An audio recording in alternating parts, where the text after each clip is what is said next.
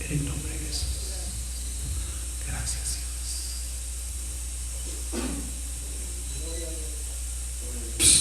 Dios los bendiga, hermanos. Gracias. Nuestros hermanos de alabanza por pasar a su lugar. Damos gloria a Dios, hermanos, porque nos permite alabarle y glorificarle. Amén. Yo voy a invitarle que abra su Biblia, hermano. Primera a los Tesalonicenses, capítulo 5, versículos 17.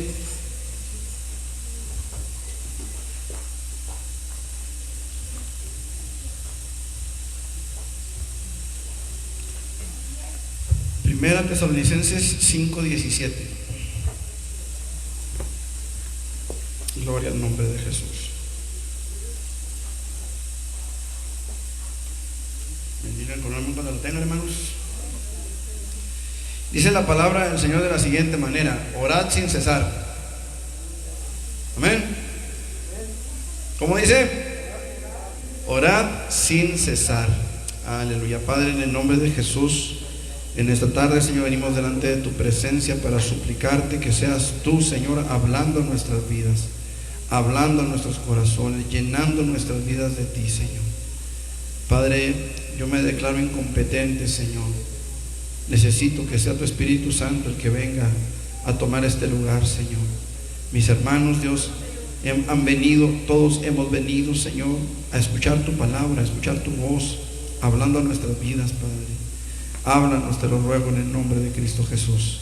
Llénanos de tu presencia, llénanos de tu gracia, y que tu palabra, Señor, alimente nuestro corazón. En el nombre de Jesucristo te lo suplicamos, Señor.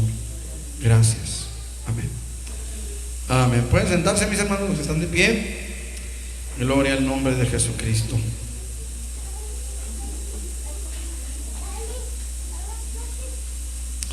Gloria a Dios. Pueden sentarse, mis hermanos. La oración, hermanos, es el término que se refiere a la comunicación que los creyentes podemos tener para con Dios.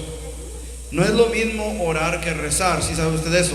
¿Sabe usted la diferencia entre un rezo y la oración?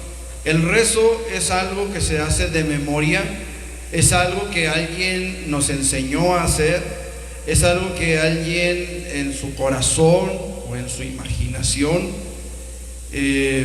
construyó como una oración en la cual se sintió confiado, en la cual se sintió que a lo mejor podía alcanzar a tener una comunión con Dios, una relación con Dios, pero que es algo muy personal de otra persona. ¿Sí me explico? Es algo que es muy personal de otra persona en su relación con Dios, y que nada tiene que ver con mi relación con Dios. Un rezo, para aquellos que quizá pudieran estar en internet o aquí mismo en la iglesia con esa duda, es algo que se aprende de memoria, pero la oración es algo que sale del propio corazón del orador. Es algo que nace no solamente en nuestro intelecto, sino en nuestro corazón, y brota por nuestros labios, sin tener nada que ver con la oración quizá de otra persona. A veces nosotros podemos estar en el templo, como los viernes, por ejemplo, o en casa, en lo familiar, y podemos estar orando quizá en apoyo a la oración de alguien más, pero siempre serán nuestras propias palabras y siempre será nuestro propio entendimiento el que exprese aquellas palabras. Jesús le enseñó a sus discípulos y les dijo: ustedes orarán así: Padre nuestro que estás en los cielos, santificado sea tu nombre, venga a nosotros tu reino, hágase tu voluntad, así en la tierra como en el cielo, etcétera, etcétera. Pero Jesús, hermanos, estaba enseñando un modelo de oración. No estaba enseñando a sus discípulos a orar o a rezar algo que sus discípulos no entendían de qué se trataba. Jesús, hermanos, nunca tuvo en mente enseñarnos a repetir ciertas frases, ciertas oraciones construidas, compuestas, de tal manera que nosotros pudiéramos hablar sin entender lo que realmente estamos diciendo. Por ejemplo, hay un rezo muy común que se llama, creo que el rosario, en el cual se dice: Dios te salve María, el Señor es contigo, llena eres de gracia. ¿Ha usted escuchado eso? ¿O lo ha dicho usted alguna vez? Si María es la madre de Dios, ¿por qué necesita ser salvada? Si María es la reina del cielo, ¿por qué necesita un salvador? Si María es la reina del cielo y es la madre de Dios, ¿por qué dicen llena eres de gracia, cuando la palabra gracia significa un favor no merecido? Es decir, no lo mereces, María, el Señor es contigo. Entonces, la oración es muy diferente a un rezo. Yo no sé cuánto les tocó llegar a decir: angelitos de la guardia, mi dulce compañía, no me desamparen ni de noche ni de día. ¿Se acuerdan de esa? ¿Y entendía usted lo que decía? ¿Sabía por qué lo decía? ¿A quién estaba dirigiendo esa oración? ¿A Dios o a un ángel? Entonces nosotros tenemos que entender lo que es la oración, hermanos.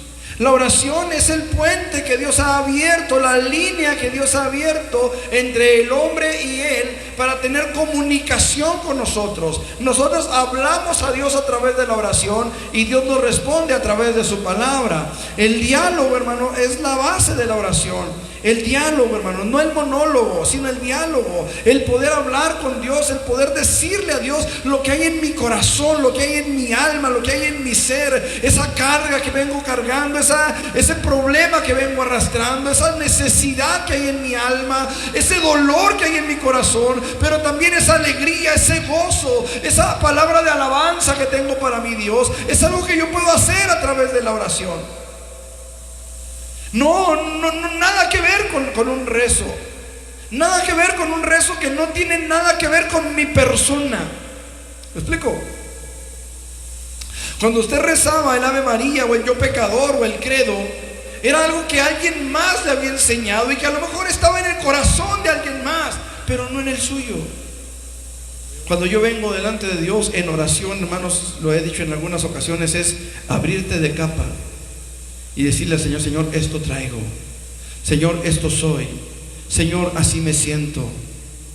¿Me explico? Eso es la oración. La Biblia menciona algunas razones bastante claras por las cuales los creyentes debemos orar. Una de ellas, hermanos amados, es el hecho de que la oración es el puente necesario para recibir las bendiciones que Dios ha preparado para los que le aman. Pero hay otra razón más. La palabra del Señor dice que no tenemos lucha contra carne y sangre, sino contra principados, contra potestades, contra los gobernadores de las tinieblas de este siglo, contra huestes espirituales de maldad. Y esa lucha, hermanos, es desigual. No podremos vencer jamás en una lucha de ese tamaño.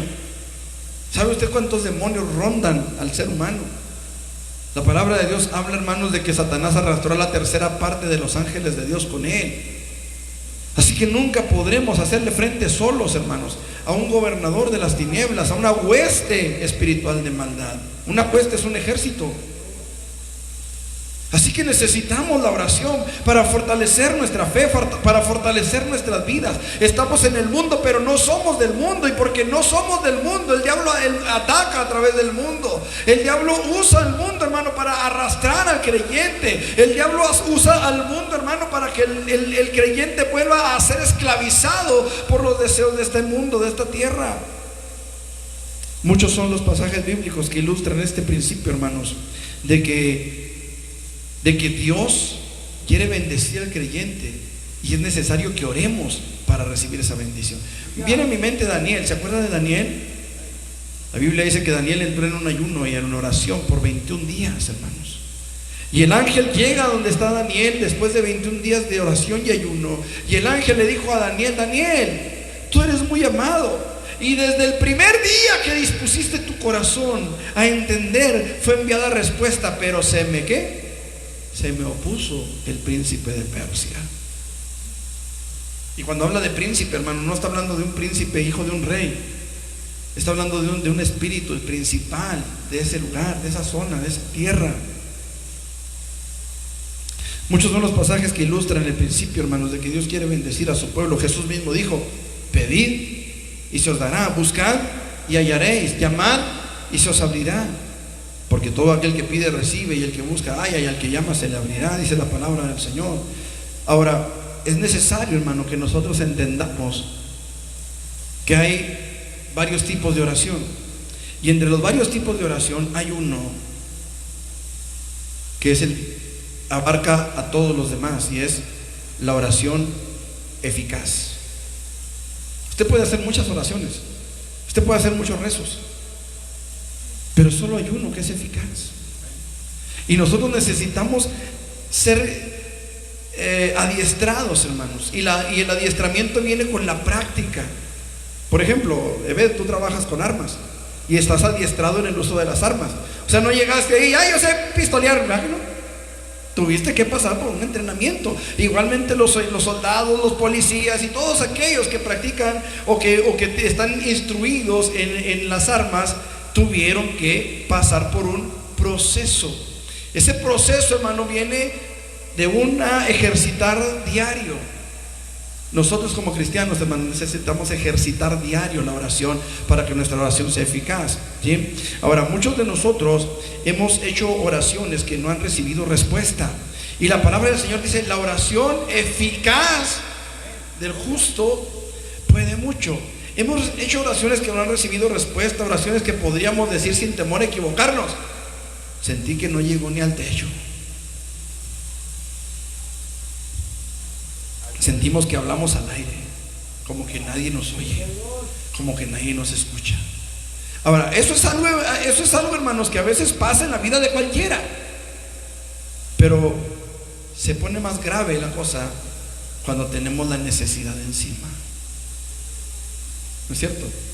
Cuando nuestro hijo está enfermo, cuando nuestra mamá está enferma, cuando mi esposa, cuando el esposo está enfermo, cuando hay una crisis en el hogar, cuando hay una situación complicada, a veces sentimos que nuestra oración no está llegando a donde tiene que llegar. A veces pareciera como que Dios no responde a la oración. A veces pareciera como que Dios ha cerrado sus oídos para no oír, como que Dios ha cerrado su mano para no bendecir, como que el mundo, amados hermanos, nos ha envuelto de tal manera que a veces sentimos que nuestra oración no está dando en el blanco, como que nuestra oración no está llegando a donde tiene que llegar. El creyente, hermanos amados, necesita elevar una oración eficaz delante de Dios para poder recibir respuestas de Dios sobre nuestras vidas, sobre nuestras necesidades, sobre nuestras crisis. Y de esto quiero hablarles en esta tarde, de la oración eficaz.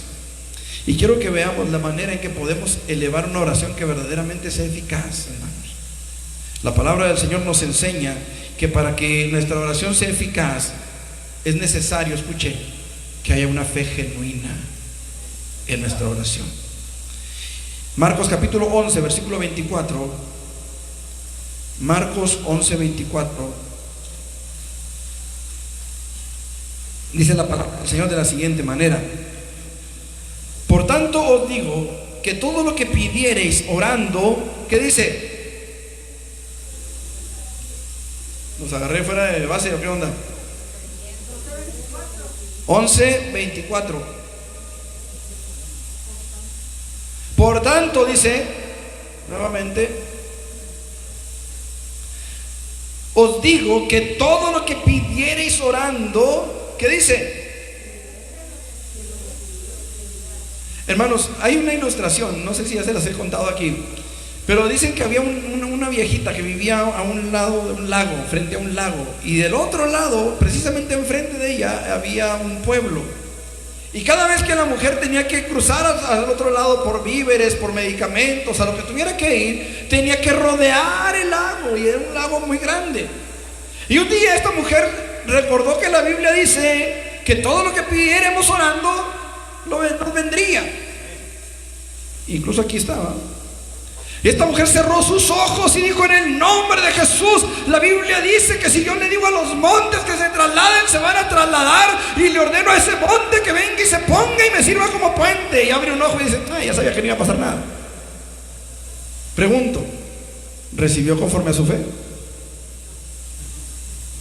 Sí. ¿Por qué? ¿Cuál era su fe? ¿Que no iba a pasar nada? ¿Sí o no? Yo sabía que no iba a pasar nada. ¿Qué recibió? Nada. ¿Por qué? Porque no había fe. Hermanos, es importante que nosotros entendamos que todo es posible. ¿A quién? A los que creen. Les he hablado de aquel hombre que tenía un hijo endemoniado, ¿se acuerdan? Que dice la palabra del Señor, hermanos, ahí mismo en Marcos también, que había un hombre que tenía un hijo endemoniado y vino a Jesús, lo trajo a Jesús, está discutiendo con los discípulos porque los discípulos no pudieron echar fuera al demonio. ¿Se acuerdan? Y viene Jesús y les dice: ¿qué tanto disputas con ellos? ¿Qué tanto están ahí alegando como locos, va? Y la Biblia dice que este hombre le dijo a Jesús: mi hijo es gravemente atormentado por un demonio, y cuando puede lo echa en el fuego y en el agua para matarlo. Pero si puedes hacer algo, le dice, ten compasión de nosotros y ayúdanos. Y Jesús, dice la palabra del Señor, dice: oh generación incrédula y perversa, ¿hasta cuándo voy a estar con ustedes? ¿Hasta cuándo los voy a soportar? Tráiganmelo. Y traen a aquel muchacho delante de Jesús. Y cuando está delante de Jesús, la palabra del Señor dice, hermanos, que el demonio tomó al muchacho en ese momento. Déjenme ver si lo encuentro rápidamente aquí para leerlo. Marcos, déjenme ver. Fíjense cómo dice: cuando llegó a donde estaban los discípulos, vio una gran multitud alrededor de ellos y escribas que disputaban con ellos. Y enseguida toda la gente, viéndole, se asombró, y corriendo a él les saludaron, y él les preguntó: ¿qué disputáis con ellos? Y respondiendo uno de la multitud, dije: maestro, traje a ti mi hijo que tiene un espíritu mudo. Fíjese bien, hermano, porque este hombre le dice: traje a ti mi hijo. ¿Sí? ¿A quién lo trajo? ¿Eh? ¿Seguros? ¿Dónde estaba? Jesús no estaba ahí, hermanos. Jesús venía llegando. ¿A quién lo trajo? A los discípulos. Pero este hombre dice: traje a ti. Hermanos, a veces pensamos que por estar en la iglesia, pensamos que por venir a la congregación ya estamos. Hermano, tenemos que venir a la presencia de Dios. Tenemos que venir directamente a Jesús. Hermanos, la iglesia puede interceder, la iglesia puede orar, pero el que hace la obra, ¿quién es? ¿Quién es el que va a hacer la obra? ¿El pastor? ¿Los hermanos de la iglesia? Hermano, a veces hay gente que se conforma con venir a la iglesia y que piensa que por estar en el templo ya está en la presencia de Dios. Es necesario, hermano, que entremos en comunión con Dios. Es necesario que entremos en comunión con Cristo. Es necesario que el Espíritu Santo nos abrace. Hermano, si usted se conforma con venir al templo, hermano, ¿con qué poco se conforma? Es necesario que entremos en comunión con Cristo. Este hombre dice: traje a ti a mi hijo. Hermano, él no estaba en la presencia de Jesús, estaba en la congregación, estaba con los discípulos. No confundamos los términos, hermanos. No te confundas. El hijo pródigo, estando allá en su necesidad, hermanos, él trató por todos los medios. No se acercó a la gente del pueblo donde estaba. No fue, hermanos, a trabajar cuidando cerdos, y aún así tenía hambre. Y él dijo: me levantaré e iré a la casa de mi padre. ¿Cierto? Falso. Él dijo: me levantaré e iré a mi padre, no a la casa de mi padre. ¿Me explico? ¿Sí me estoy haciendo entender? No te conformes con venir a la casa de tu padre, ven a tu padre. Seguimos leyendo y dice la palabra del Señor de la siguiente manera: traje a ti mi hijo que tiene un espíritu mudo, el cual donde quiera que le toma le sacude y le echa espumarajos y cruje los dientes y se va secando. Y dije a tus discípulos que lo echasen fuera y no pudieron. Escuche la situación desesperada de este hombre. Ya fui con el médico y no pudo. Ya fui con el brujo y no pudo. Ya fui con X persona y no pudo. Pero si tú puedes hacer algo, pero si tú puedes hacer algo, dijo él. Respondiendo, él le dijo: oh generación incrédula, y hasta cuándo he de estar con vosotros, hasta cuándo se he de soportar, traédmelo. Y se lo trajeron. Y cuando el espíritu vio a Jesús, sacudió con violencia al muchacho, quien cayendo en tierra se revolcaba echando espumarajos. Jesús le preguntó al padre: ¿cuánto tiempo hace que le sucede esto? Oye, Señor, pues saca el chamuco y después me preguntas, ¿no? ¿Cómo estaría el padre, hermano, viendo a su hijo así delante de Jesús? Porque escuche, Jesús tiene autoridad, una autoridad, hermano, manifiesta. Oh generación incrédula, ¿hasta cuándo he de estar con vosotros? ¿Hasta cuándo os he de soportar? Tráiganmelo. Y el demonio toma al muchacho. Quiero que usted vea esa escena, hermano. Quiero que usted vea a Jesús con toda su autoridad diciendo: tráiganmelo. Y al chamuco, hermano, metiendo ahí su cuchara, aún enfrente de Jesús. Aún estando Jesús allí, hermano. Uno esperaría que estando Jesús ahí, se acabó el problema. ¿Sí o no? Eso esperaría uno. El saber que Dios está con nosotros y decir, bueno, ya Dios llegó, el problema se va, el demonio se va, el espíritu se sale porque se va y punto. Yo no. Pero ¿cuántas veces hemos estado horas, hermano, orando para que un endemoniado sea liberado? ¿Sí o no? Escuche, estaba Jesús ahí y el demonio toma al muchacho enfrente de Jesús, estando Jesús allí. Y Jesús le dice al Padre, ¿cuánto tiempo hace que le sucede esto? Él le dijo, desde niño. ¿Alguno de ustedes le ha tocado batallar con sus hijos desde niños? Desde pequeños. Cuando Judith nació, ella nació con rinitis. Yo tenía que dormir sentado en la cama con ella en mis brazos porque no podía respirar. Año y medio, hermanos, batallamos con ella, hasta que nos fuimos a la sierra. El Señor allá obró,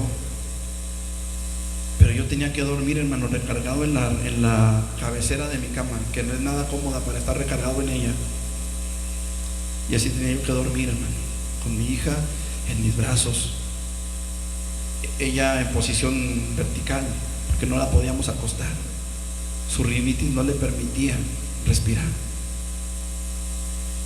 A veces a las 2, 3 de la mañana andábamos buscando consultorios abiertos, farmacias abiertas, donde conseguir medicamento.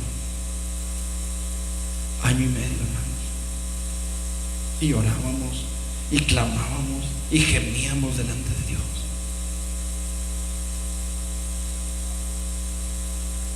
No es fácil. Desde niño, Señor. ¿Qué edad tenía? No sé. La Biblia no me dice cuántos años tenía este joven o esta persona, pero este hombre dice desde niño. Y si pensamos que una persona alcanzaba la edad adulta a los 30 años, hermanos, en Israel la mayoría de edad era a los 30 años. Por eso Jesús comenzó su ministerio a los 30 años. Quiero pensar que este hombre o este varón, este joven, tendría quizá 30 años, tal vez menos. Pero si yo, 1 año y medio batallando con mi hija, fue doloroso, y le buscamos por todos lados. ¿Qué tantas cosas no haría ese padre, hermanos, si desde niño su hijo estaba sufriendo la opresión demoníaca? ¿Con cuánta gente fue? Escuche, porque todo esto es importante para lo que Jesús le dice. Señor, desde niño. Y muchas veces le echan el fuego y en el agua para matarle. ¿Cuántas veces el padre habrá visto eso? ¿Cuántas veces el padre habrá visto lo que estaba viendo en ese momento? Que su hijo se revolcaba, que su hijo echaba espumarajos, que su hijo se iba secando. ¿Cuánto tiempo tendría? ¿Cuántas veces lo habría visto? ¿Cuántas veces habría visto esa espuma saliendo de su boca? ¿Cuántas veces habría visto, hermanos, a su hijo revolcarse en el piso? Quemado porque lo echaba al fuego, tratando de ahogarlo, hermano. ¿Cuántas veces se habrá metido él al agua a sacar a su hijo? ¿O alguien más? Escuchen. Pero si puedes hacer algo, ten misericordia de nosotros y ayúdanos. Jesús le dijo, si puedes creer, al que cree todo le es posible. Si puedes creer, escuche, a pesar de todas las veces que lo has visto mal, si puedes creer a pesar de que estás viendo las quemadas en su cuerpo, si puedes creer a pesar de que estando en mi presencia el demonio lo ha tomado, si a pesar de todo eso puedes creer, si a pesar de que parece que nadie escucha tu oración, si a pesar de que parece que hablas y nadie te responde, si a pesar de que oras y parece que tu marido se pone peor. ¿Cuántas veces hemos escuchado eso? Oro por él y se pone peor, llega más borracho, llega más drogado, ¿Cuántas veces hemos escuchado eso? Conocimos una hermana, el varón ya falleció, pero este hombre, hermanos, la hermana estaba orando en su sala y este hombre llegaba y la levantaba de una patada. Llegó a meter mujeres a su recámara estando ella en casa, hermanos. Pero cuando el Señor lo tocó y lo convirtió en un cristiano, hermanos, de la C a la O, cristiano en toda la extensión de la palabra, un hijo de Dios que le sirvió, hermanos, hasta el día de su muerte. Y parecía que nadie le escuchaba, parecía que hablaba sola, parecía que hablaba al aire. Pero Dios le escuchó, Dios estuvo ahí, Dios escuchó sus ruegos. Amado hermano, si a pesar de eso tú puedes creer, a pesar de lo triste de tu situación, a pesar de que hay hambre en tu hogar, a pesar de que hay necesidad en tu casa, a pesar de que parece que no hay un cambio, a pesar de que parece que todo sigue igual o peor, si a pesar de eso tú puedes creer, al que cree todo le es posible. Por eso la oración eficaz demanda fe, la oración eficaz demanda que creas, la oración eficaz demanda que pongas toda tu confianza en el que todo lo puede hacer. Jesucristo declara que el que cree todo le es posible. En cierta ocasión un pastor hizo algo parecido a un drama. ¿Sí sabemos lo que es un drama, ¿verdad? Una especie de obra de teatro. Se puso de acuerdo con unos hermanos y un día, un domingo, estando en pleno culto, de repente entran una persona corriendo al templo y algo le dice al pastor en el oído.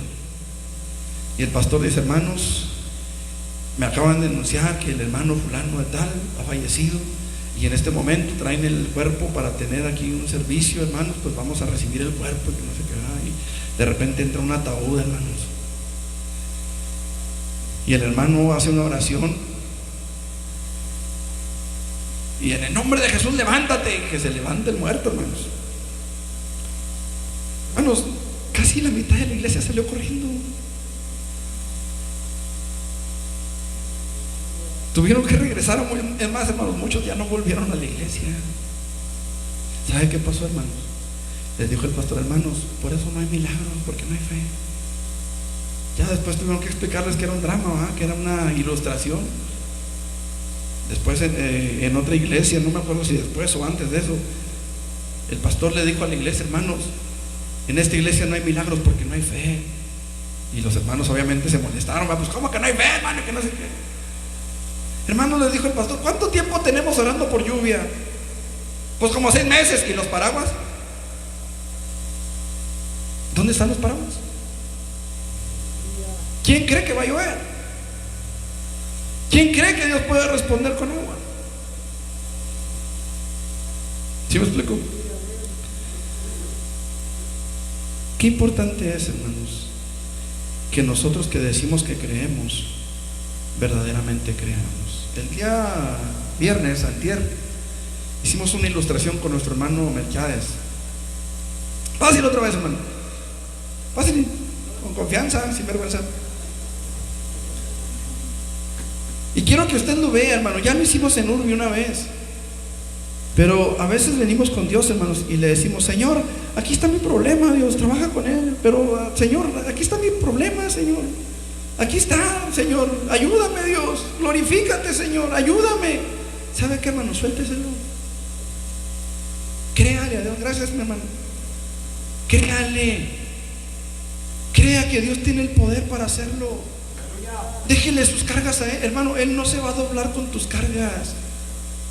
Él no se va a cansar con tus cargas.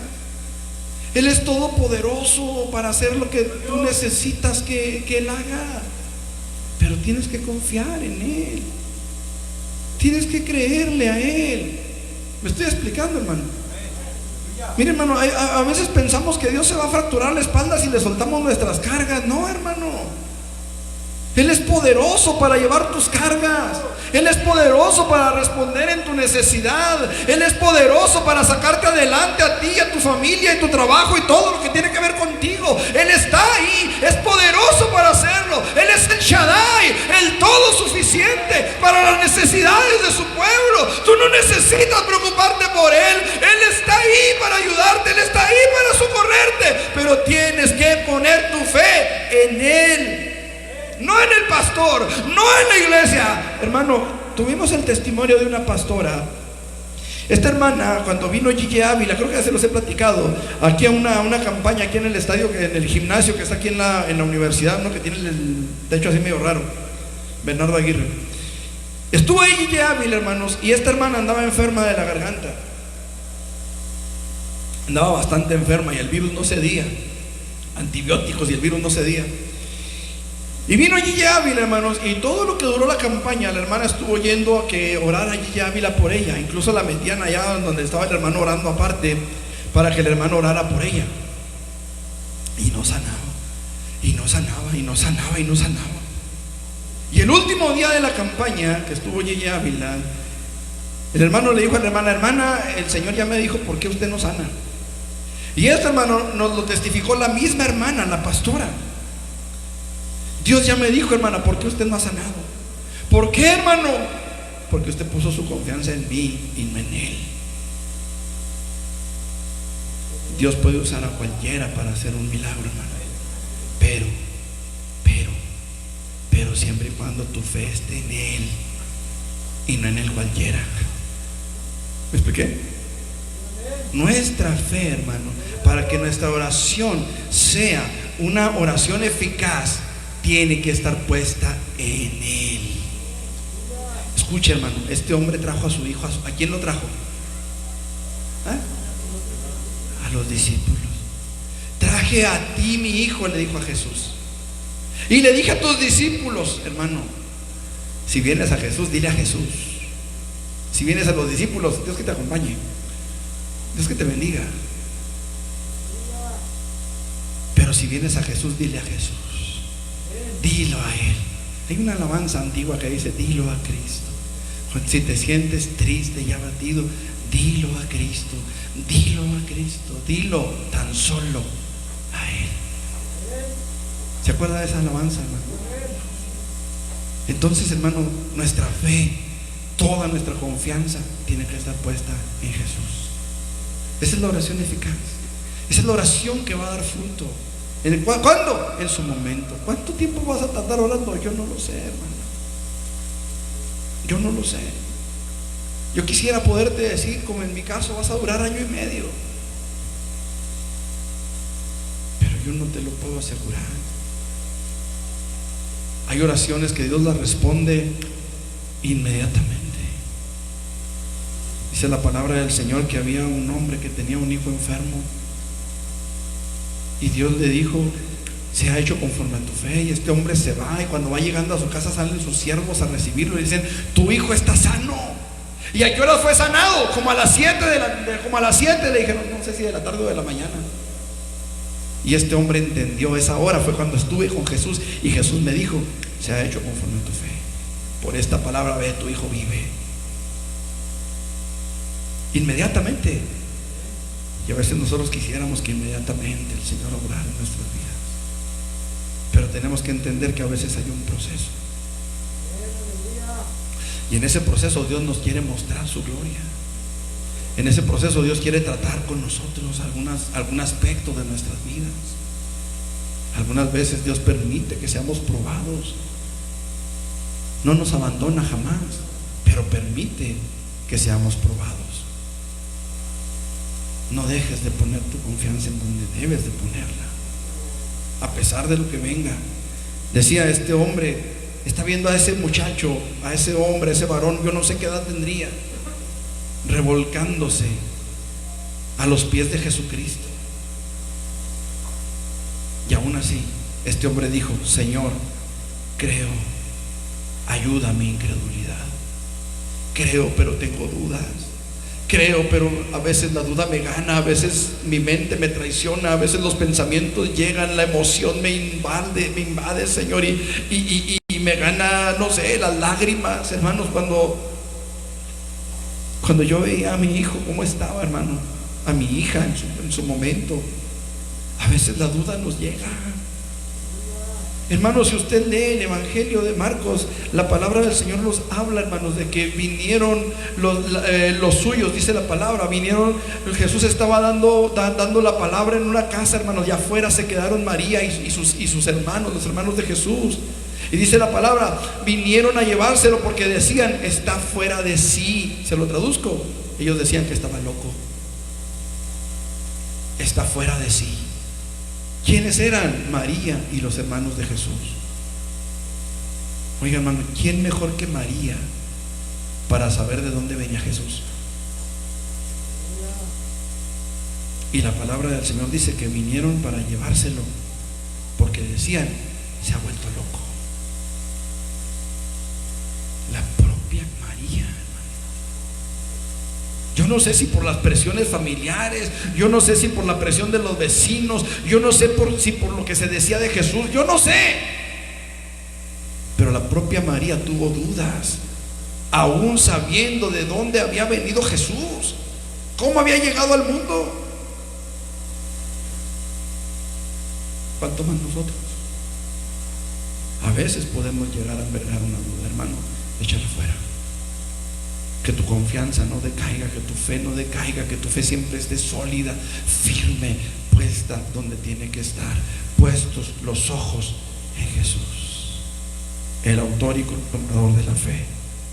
En segundo lugar, hermano, podemos elevar una oración eficaz conociendo la voluntad de Dios. Primera de Juan, capítulo 5, versículo 14. Y esta es la confianza que tenemos en Él, que si pedimos alguna cosa conforme a su voluntad, Él nos oye. Y si sabemos que Él nos oye, en cualquiera cosa que pidamos, sabemos que tenemos las peticiones que le hayamos hecho. No debemos olvidar, hermano, que Dios sabe de qué tenemos necesidad, aún antes de que le pidamos. ¿Cierto? Aún no está la palabra en mi boca, dijo el salmista, y he aquí, tú la sabes toda. Él conoce nuestras necesidades. ¿Usted cree que no las conozca si Él vive en nosotros? ¿Sí sabe que el Espíritu Santo vive en usted? ¿O no lo sabe? ¿Sí sabe que desde el momento en el que usted dijo: Señor, yo te acepto como mi Señor y mi Salvador, yo te pido que perdones mis pecados, que vengas a mi vida, que reines en mi corazón, en ese momento el Espíritu Santo entró en su vida? ¿Usted cree que no sepa las necesidades que hay? Si Él vive en usted, y aunque no viviera en usted, Él es omnisciente, Él conoce todas las cosas. Dios sabe de qué tenemos necesidad. Santiago capítulo 4 versículo 3 dice la palabra del Señor de la siguiente manera. Escuchen, Santiago 4:3.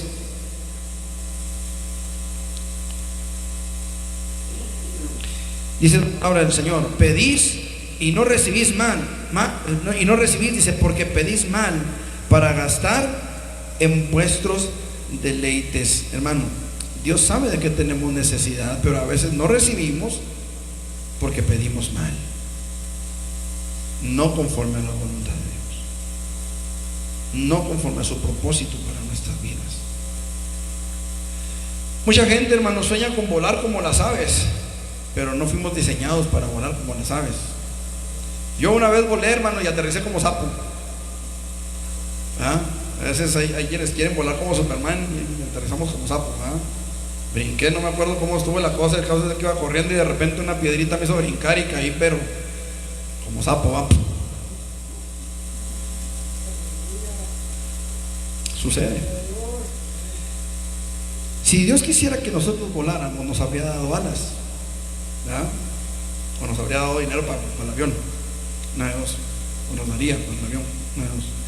Muchas veces el creyente batalla con su relación con Dios, hermanos, porque a veces pedimos cosas que no nos conviene pedir. Mire, hay dos grandes males que aquejan al ser humano, creo que ya se los he comentado también. El primero es no alcanzar lo que deseamos, y el segundo, alcanzarlo. Cuando no alcanzamos aquello que deseamos, hermanos, se puede convertir en un gran mal, porque nos amargamos, porque pensamos: ¿y por qué a mí no y aquel sí? ¿Por qué aquel sí tiene una casota y es traficante de drogas, y yo que vivo bien, que vivo queriendo agradar a Dios, vivo en un jacal? Bueno, yo no vivo en un jacal, pero casi, ¿verdad? O sea, no es una casa de lujo. ¿Por qué fulano de tal tiene un carro como el que tiene y yo ando en camión? ¿Por qué fulano de tal anda esto y anda aquello? ¿Por qué yo esto? ¿Por qué aquel allá? ¿Y por qué aquel acá? Y a veces nos amargamos por lo que no alcanzamos a tener.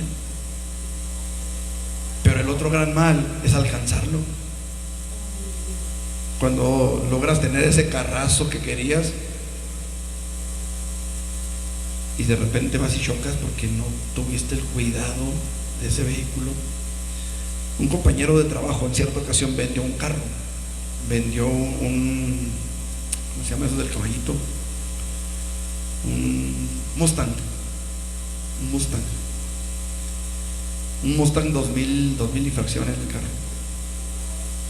hace como unos 7 años más o menos, 7, 8 años, y vendió su carro.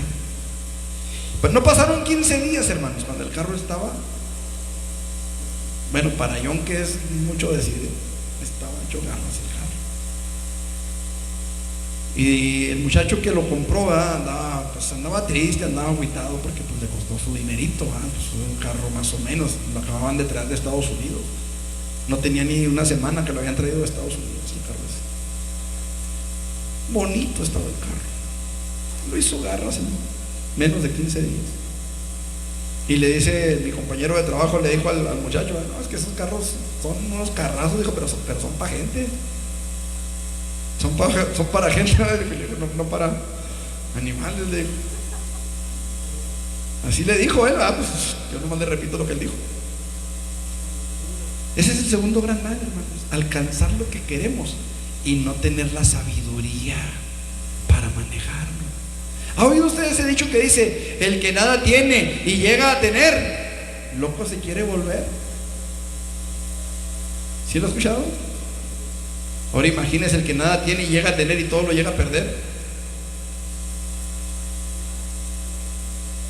A veces eso, hermanos, se convierte en un gran mal. Por eso yo tengo que venir a la palabra de Dios y decirle, Señor, si es tu voluntad, ayúdame con esto. Si es tu voluntad. ¿Se acuerda de los jóvenes hebreos? El Dios en el que creemos puede librarnos del horno de fuego. Y si no nos libra, sepas, oh rey, que no nos inclinaremos ante tus dioses. ¿Qué estaban ellos diciendo, hermanos? Que Dios a lo mejor pudiera hacer que no quisiera librarlos, que Dios a lo mejor quisiera pasarlos por la prueba. ¿Sabe qué, hermano? Si estás en medio de una prueba, dile, Señor, ayúdame a pasar la prueba, porque esa es su voluntad. Cuando pases por las aguas, yo estaré contigo, y si por los ríos, no te anegarás.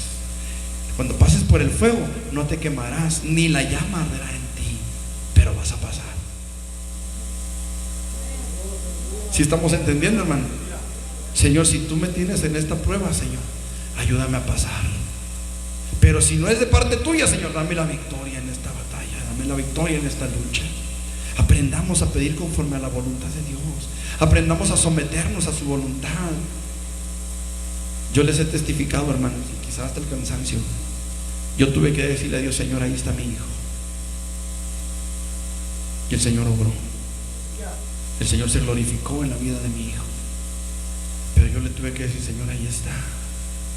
¿Te lo quieres llevar, Señor? Llévatelo. Haz tu voluntad en él. Mi deseo, Señor, es que él sea sanado, pero haz tu voluntad. Por eso, hermano, yo no le predico acerca de que usted decrete. Por eso yo no le digo que usted declare. Por eso yo no le digo que usted confiese. Lo que yo le digo, hermano, es que ponga su confianza en Cristo Jesús, y Él hará conforme a su voluntad. Hermano, lo que tenemos que hacer es decirle, Señor, aquí estoy. ¿Se acuerda de aquel hombre que tenía lepra? Marcos capítulo 1, versículos 40 en adelante. Vino a él un leproso, rogándole, e hincada la rodilla, le dijo, Señor, si quieres, puedes limpiarme. Escuche, si tú quieres, yo soy materia dispuesta. Si tú quieres, aquí estoy. Si tú quieres, haz conmigo lo que te plazca. ¿Sabe por qué? Porque al final de la historia, hermano, al final del día, siempre el Señor querrá lo mejor para nosotros. Siempre. Y podremos pasar por el fuego si usted quiere, y podremos pasar por las muchas aguas, pero siempre Dios querrá lo mejor para nosotros. Por eso, Señor, haz tu voluntad en mi vida. ¿Por qué cree que Jesús enseñó a sus discípulos a orar diciéndole, vénganos tu reino, hágase tu voluntad, así en la tierra como en el cielo? Y luego nos pone el ejemplo allá en el Getsemaní. Señor, si quieres que pase de mí esta copa sin que yo la beba, pero no sea lo que yo quiero, sino como tú quieras. Qué mayor ejemplo, hermano, de sujeción a la voluntad de Dios. Debemos entender que Dios, hermano, siempre su voluntad será bendecirnos, guardarnos, cuidarnos, protegernos, aunque a veces tengamos que ser pasados por el crisol. Para saber cuál es la voluntad perfecta de Dios, hermanos, hay que ir a su palabra. Pero una vez que hemos ido a su palabra, entonces, hermanos, hay que sujetarnos a su voluntad. No sea como yo quiero, sino como tú quieres. En su palabra podemos encontrar la voluntad de Dios a través de dos cosas, básicamente: sus promesas para con nosotros y los requisitos que Él mismo expresa, hermanos, para que nosotros podamos alcanzar esas bendiciones. Por ejemplo, Dios le dijo a Josué: nunca se apartará este libro de la ley de tu boca. ¿Sí o no? Nunca se apartará de tu boca este libro de la ley, sino que de día y de noche meditarás en él, para que guardes y hagas conforme a todo lo que en él está escrito, porque entonces, dice Dios, tú harás prosperar tu camino. Dios no le dijo porque entonces prosperaré tu camino. Él le dijo porque entonces harás prosperar tu camino. ¿Cuándo? Cuando hagas conforme a la voluntad de Dios para tu vida. ¿Cuál es la voluntad de Dios para mi vida? La voluntad de Dios dice que es mi santificación, que me aparte de fornicación. La voluntad de Dios para conmigo, ¿qué dice la palabra? Yo estoy a la puerta y llamo. Si alguno oye mi voz y abre la puerta, entraré a él y cenaré con él y él conmigo. Dios quiere tener comunión con nosotros. ¿Por qué a veces Dios permite que seamos probados? ¿Por qué a veces Dios permite que seamos pasados por fuego? Porque a veces nos sentimos cómodos en nuestra religión, porque a veces nos sentimos cómodos en nuestra forma de fe, porque a veces nos sentimos cómodos en que ya fui a la iglesia, ya puedo hacer lo que a mí me dé mi gana, ya cumplí. Por eso a veces Dios nos hace pasar por diferentes situaciones, para que podamos entender cuán grande es nuestra necesidad de Dios. Y en esa necesidad de Dios busquemos su rostro, busquemos su gracia, busquemos su misericordia. Porque para que nuestra oración resulte eficaz, debemos hacerlo, hermanos, esa oración en una sujeción total de nuestras vidas a la voluntad de Dios, reconociendo que Él es el Señor y nosotros los siervos. Mire, a veces pensamos que el siervo del Señor es nada más el pastor, el que predica la palabra. Pero ¿sabe usted que todos fuimos llamados a servir? Todos fuimos llamados a ser hijos de Dios. Todos fuimos llamados, hermanos, a hacer la voluntad de Dios. Dios premia la obediencia a su voluntad cuando se le obedece a Él, no solo por lo que nos da, sino por quien Él es. Mas buscad primeramente, dice, el reino de Dios y su justicia. Aquí no estamos buscando a Dios por lo que nos da, sino por lo que Él es: el Rey, el juez de toda la tierra, el soberano de toda la tierra, el omnipotente, el que merece la gloria, el que merece la honra, el que merece la alabanza, el que merece que rindamos nuestro corazón delante de Él. Y entonces dice: todas las cosas serán añadidas. Pero es necesario que nuestro corazón esté rendido a la voluntad de Dios. Es necesario que nuestro corazón esté rendido, hermano, y obedezcamos a la ley de Dios. Amarle y agradarle a Él son requisitos indispensables, hermano. Es necesario, hermano, que le creamos a Dios. Ya lo dije, orar con fe. La palabra del Señor dice: es necesario que el que se acerca a Dios crea que le hay. Hermano, si tú te vas a acercar a Dios conforme a su voluntad, es porque tiene que haber fe. Tienes que creerle a Él. Es un requisito indispensable. Qué importante es, hermanos, que nosotros entendamos que la oración eficaz del justo no solamente se refiere a aquel que ha sido justificado por la fe en Jesucristo, sino a todo aquel que vive dentro de esa justificación. Escuchen: todo aquel que vive dentro de esa justificación. ¿Qué dice la palabra? El que habita al abrigo del Altísimo morará bajo la sombra del Omnipotente. ¿Cierto? Ok. Quiere decir que para que yo pueda morar bajo la sombra del Omnipotente, tengo que estar bajo al abrigo del Altísimo. Si el abrigo del Altísimo no está sobre mí, entonces la sombra del Omnipotente tampoco. ¿Me expliqué? Cuando yo estoy bajo la sombra del Omnipotente es porque estoy al abrigo del Altísimo. Si, amado hermano, si yo no estoy al abrigo del Altísimo, la sombra del Omnipotente no podrá cubrirme. Si yo me salgo de la obediencia a Cristo, si yo me salgo de la obediencia al Padre, si yo me salgo de la dirección del Espíritu Santo, entonces no puedo esperar que la bendición de Dios venga sobre mi vida, que la respuesta de Dios venga sobre mí. ¿Me explico? Usted y yo, como hijos de Dios, estamos sujetos a la autoridad del Hijo de Dios. Había unos hombres, hijos de un tal Ezeba. Estos hombres eran judíos, eran exorcistas ambulantes. Y la palabra del Señor dice que en cierta ocasión se toparon con un endemoniado y le dijeron al endemoniado: te conjuro por Jesús, el que predica Pablo. Y el demonio, pudiendo más que ellos, saltó sobre ellos. Y dice la palabra que los mandó desnudos y heridos a todos ellos. ¿Por qué?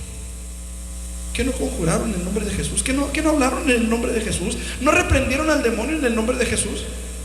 Ellos dijeron: te conjuro en el nombre de Jesús, el que predica Pablo. ¿Por qué no se sujetó a ellos? Hermanos, porque no es un abracadabra. Jesús dijo: todo lo que pidiereis en mi nombre, creyendo lo recibiréis. ¿Cierto o falso? Sí lo dijo. Entonces, ¿por qué el demonio no se sujetó? ¿Por qué el demonio no se fue? Porque ellos no tenían relación con Dios. Dios quiere que haya una comunión con Él.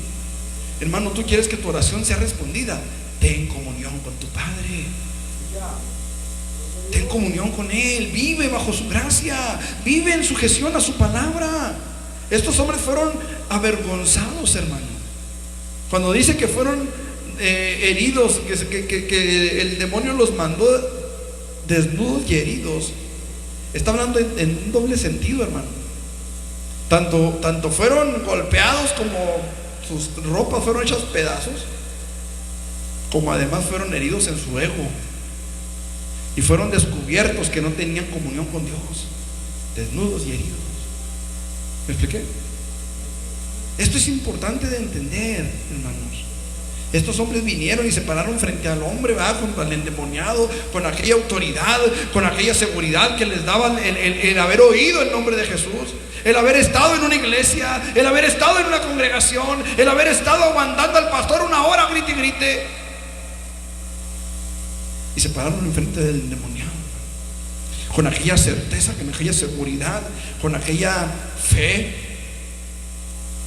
en el Cristo que predicaba Pablo, pero no en el Cristo que estaba gobernando sus vidas.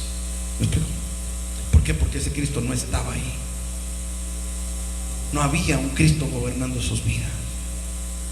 Yo le pregunto a usted, hermano, ¿qué importancia tiene para usted la comunión con Dios? Eso es algo que tenemos que atesorar. Y eso, hermano, lo vamos a atesorar en obediencia a Dios. Hay un proceso en la extracción de la miel en las colmenas. Las colmenas son unas cajas, regularmente son de madera. Le ponen agua con azúcar ahí para que cuando la abeja reina anda buscando dónde hacer panal, llegan ahí y ahí se establece una colonia de abejas en esas cajas. Pero cuando el apicultor quiere extraer la miel, utilizan un humo.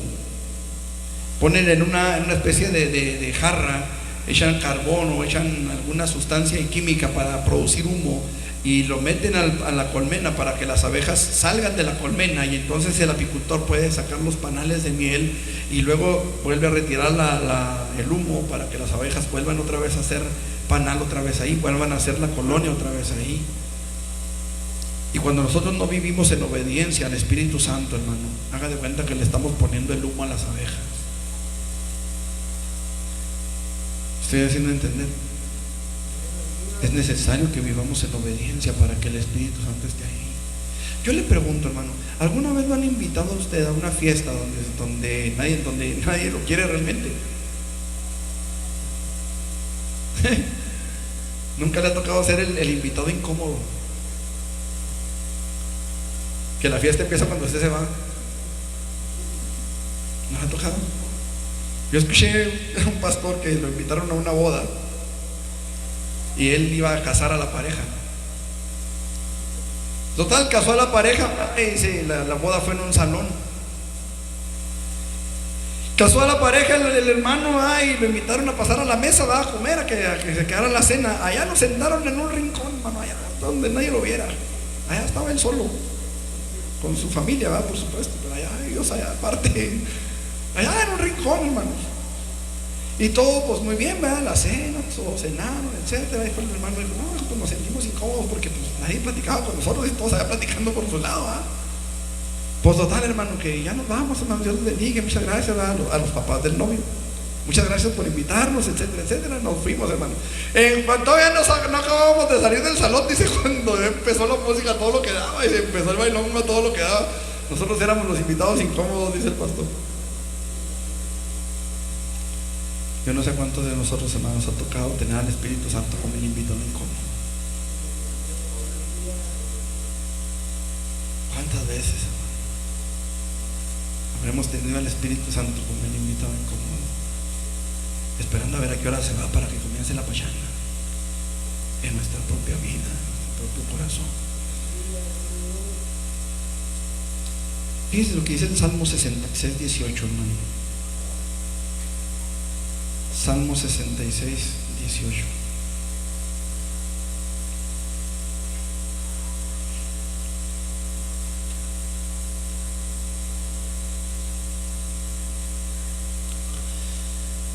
Si en mi corazón hubiese yo mirado la iniquidad, el Señor, ¿qué dice?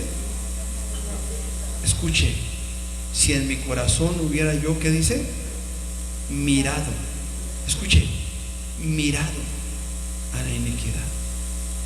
No dice si en mi corazón me hubiera yo extendido a la iniquidad, si en mi corazón hubiera yo participado de la iniquidad, dice hubiera mirado. Hubiera mirado. ¿Se acuerda del mensaje de este miércoles? Acordaos de la mujer de Lot. ¿Qué pasó con la mujer de Lot? Ella miró a la iniquidad. Ella alcanzó a mirar a la iniquidad y no pudo escapar de la condenación. No pudo escapar del juicio que vino sobre aquella ciudad. Si en mi corazón hubiera yo mirado, dijo David, a la iniquidad, el Señor no me habría escuchado. Hay mucha gente que trata de comprar a Dios con penitencias, con ayunos, con buenas obras. Pero Dios, hermanos, Dios mismo declara en su palabra a través de Isaías que todas nuestras justicias son como trapos de inmundicia. O sea, Él no se va a dejar sobornar, hermano, como cualquier político de nuestro tiempo. Él no se deja sobornar, hermano, Él no es un Dios corrupto. Cuando David se convirtió en rey de Israel, él era un hombre conforme al corazón de Dios, pero su pecado estaba provocando en él un menosprecio por la palabra de Dios. ¿Sí o no? No dijo Dios, después que le dijo a Samuel, le dijo, me he suscitado un varón conforme a mi corazón, dijo Dios, hablando de David. Pero David fue y metió las 4, hermano, ¿sí o no? ¿Dejó de ser el hombre conforme al corazón de Dios? No, ¿por qué no? Porque se arrepintió de su pecado. Hermano, el pecado genera una barrera tremenda entre Dios y nosotros. Cuando hay pecado en el corazón, hermano, no hay la conexión de fe, hay un cortocircuito para la fe. Cuando hay pecado en el corazón, cuando hay un pecado oculto, cuando no has podido rendir ese pecado delante de Dios, cuando tu corazón no es recto delante de Dios, hay un cortocircuito para la fe. No puede haber fe porque ¿con qué cara me presento delante de ti, Señor, si estoy en pecado? ¿Con qué cara me presento a rogarte que te glorifiques en esto? ¿Con qué cara me paro delante de ti a clamar por mi familia, a clamar por mis hijos, a clamar por la iglesia, a clamar por esta situación? ¿Con qué cara? Si hay pecado delante de ti, ¿Qué dijo David? Mi pecado está siempre delante de mí. ¿Qué quiere decir? No tengo comunión contigo, no me eches de delante de ti, le dijo David. No quites de mí tu Santo Espíritu. ¿Por qué lo dijo?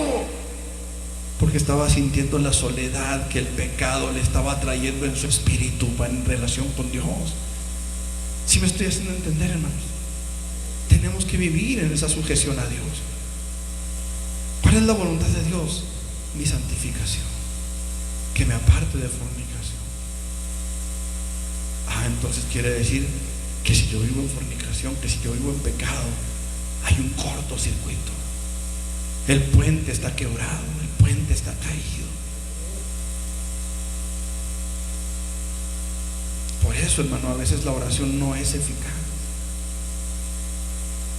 Ahora, yo no le estoy diciendo que si usted no ha recibido la petición que está pidiendo, usted esté en pecado. Usted conoce su corazón. A lo mejor no estaba en el tiempo de Dios todavía y tiene que ver con su voluntad.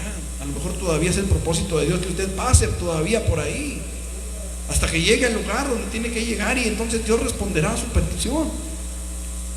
Yo solamente le estoy diciendo que hay situaciones que nos ayudan para que nuestra oración sea eficaz. Y si hay algo de lo que haya que arrepentirse, este es el momento de decirle: Señor, perdóname, ayúdame a entender tu voluntad y a vivir en tu voluntad. Ayúdame a creerte, ayúdame que si hay dudas en mi vida como aquel hombre del hijo endemoniado, ayuda a mi incredulidad, ayúdame a entenderte. Cuando David se arrepintió por la tristeza que según Dios, eleva una oración maravillosa, el Salmo 51: vuélveme el gozo. ¿Por qué le dice vuélveme el gozo de tu salvación?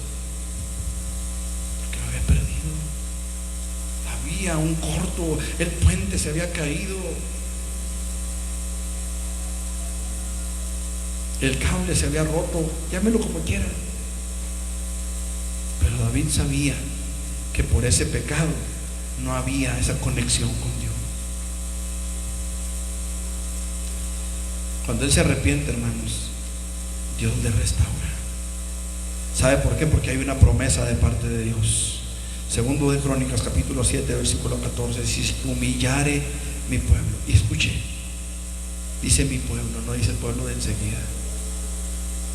Si se humillare mi pueblo, sobre el cual mi nombre es invocado, y oraren y buscaren mi rostro, y se arrepintieren de sus malos caminos, entonces, dice Dios, yo perdonaré su pecado y sanaré su tierra.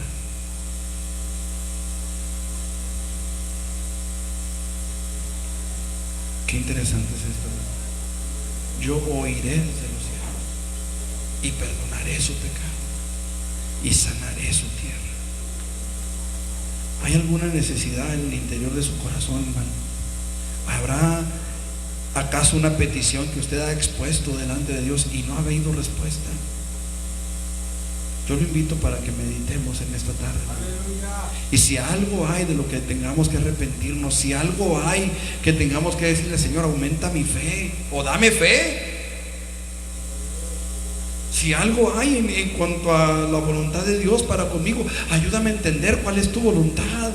Si es necesario que yo pase por esta prueba, Señor, dame la fuerza, fortaléceme para que yo pueda alcanzar la meta. Y ayúdame, dame la sabiduría para llegar y alcanzar lo que yo quiero que tú me des. Hermano, de ninguna manera podemos forzar a Dios a hacer las cosas, pero sí podemos hacer una oración, hermano, que verdaderamente llegue a su presencia y que verdaderamente Dios obre en nuestras vidas mediante una fe genuina, mediante el conocimiento y escuche la aceptación de la voluntad de Dios, mediante la sujeción a esa voluntad. Yo invito para que pidamos a Dios que nos dé la sabiduría y la dirección de su Espíritu Santo para pedir como conviene. Yo creo, hermano, que estamos cansados de hacer oraciones que no llegan. Yo creo, hermano, que estamos cansados, algunos, no todos por supuesto, de hacer oraciones que parece que no tienen contestación. Y yo lo invito, hermano, para que sea cual sea el caso, le pidamos a Dios que nos ayude para que nuestra oración verdaderamente alcance a llegar hasta allá, al trono de la gracia, para que podamos alcanzar misericordia y hallar gracia para el oportuno socorro. ¿Qué le parece si se pone sobre sus pies? Si quiere venir al altar, el altar está abierto, hermano. Dios y Padre, en el nombre de Jesús, he predicado tu palabra, Señor. Le he dicho a mis hermanos lo que yo creo, Señor, tú querías que les dijera, Padre. Y aquí estamos, Señor, rogándote que nos des de tu gracia y de tu sabiduría. No queremos jamás, Señor, nunca más, hacer una oración en vano. Queremos, Señor, que nuestra oración sea grata delante de ti, Señor, y seamos aceptos, Padre. Queremos ver milagros en nuestro entorno. Queremos ver, Señor, que tú respondes favorablemente a la oración, Señor. Hay mucha necesidad, Padre. Nuestros vecinos necesitan ser salvos. Nuestra familia necesita conocerte en algunos casos. Algunos de nuestros familiares están enfermos, tal vez. Nosotros mismos, Señor, en nuestro corazón, quizá de momento nos sentimos a veces desanimados, desalentados, Señor. Pero hoy venimos delante de ti para suplicarte que te glorifiques, que pongas fe si no la hay, o fortalezcas la poca o la mucha que tengamos, Señor. Que tu Espíritu Santo se mueva con poder en nuestras vidas, Señor, y nos ayudes a entender y aceptar tu voluntad, Señor. Ayúdanos también, Señor, a vivir en sujeción a ti, a tu palabra, Padre, en el nombre de Cristo Jesús. Señor, necesitamos que tú obres en nuestras vidas, que llenes nuestro corazón de tu presencia y de tu gracia, Señor. Padre, en el nombre de Jesús, queremos suplicarte, Señor, que te glorifiques.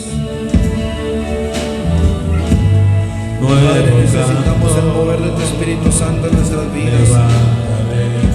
Yo me presento delante de ti, Señor, reconociendo mi propia necesidad de tu Espíritu en mi corazón, Señor. Ven a glorificar tu nombre en mi vida, Señor. Permite que la oración de tu siervo pueda ser oída, Señor, y respondida conforme a tu voluntad, Señor. En el nombre de Cristo Jesús. Te rogamos por Peniel, Señor, por esta congregación y por toda tu iglesia, Padre. Necesitamos levantarnos, Señor, en un espíritu de oración, Señor. Ven a glorificar tu nombre, ven a derramar tu gracia, ven a derramar tu misericordia, Señor, sobre nuestras vidas. Necesitamos de ti, Señor. Necesitamos que te glorifiques en nuestro corazón, que tu Espíritu Santo se mueva con poder en nuestras vidas, Dios. Danos la sabiduría para pedir como conviene, Señor. Danos la sabiduría para pedir como conviene, Padre, para que nuestra oración no tenga estorbo, Señor. Danos la sabiduría, Padre, para pedir conforme a tu voluntad para nuestras vidas. Ayúdanos a entender tu voluntad, Señor. Ayúdanos a entender tu voluntad y a someternos a ella, Padre, en el nombre de Cristo Jesús. Ayúdanos a vivir en santidad. Ayúdanos a vivir en comunión contigo. Ayúdanos para que nuestra oración no tenga estorbo, Señor, sino que pueda llegar a tu presencia y podamos ser aceptos, Señor, con nuestra oración delante de ti, Padre. En el nombre de Cristo Jesús, Señor. Glorifícate, Señor, en nuestras vidas. Llénanos de ti, llénanos de tu presencia. Llénanos de tu gracia y de tu misericordia, Señor.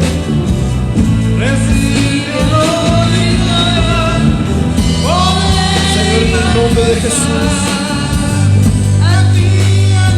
Ven a glorificar tu nombre, Señor. Ven a glorificar tu nombre en nuestras vidas. Santo, Santo, Santo.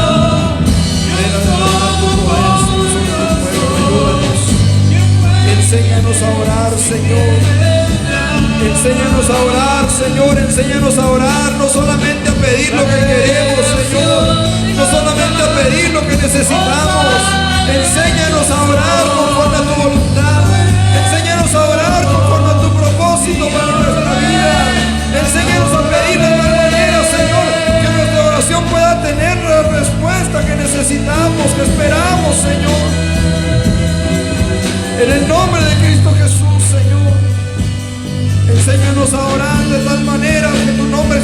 edificado en nuestro corazón, Padre. En el nombre poderoso de Jesús. Tuya es la gloria, el poder y el reino para siempre, Señor. Toca nuestra familia, Señor. Toca a nuestros hijos. Sálvalos para la gloria de tu nombre. Salva a ese esposo, a esa esposa. Señor, ten misericordia, Dios. En el nombre de Jesús, Padre. Ayúdanos a hacer esa iglesia que verdaderamente, Señor, tiene fe para pedir. Esa iglesia que tiene fe para acercarse a tu presencia. Esa iglesia que vive en santidad para no tener estorbo, Señor. En el nombre de Jesús. Ayúdanos, Señor Jesucristo. Espíritu Santo, ayúdanos. Ayúdanos para que podamos estar delante de ti, Dios. Y nuestra oración sea acepta delante de tu presencia. En el nombre de Cristo Jesús, Señor.